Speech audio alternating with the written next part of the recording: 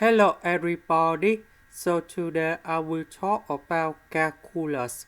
The topic today is about integration.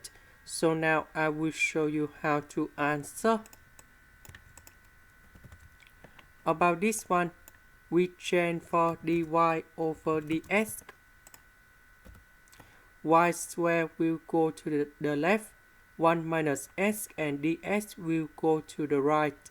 So we have about dy over y square equals to dx over 1 minus s.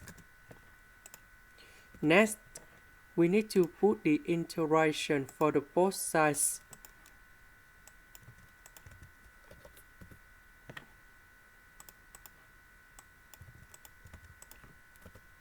So, the integration of this one, we have negative 1 over y. The integration of this one, we have negative ln of the absolute value of 1 minus s, because we have the negative sign here. That's why we got another negative in here.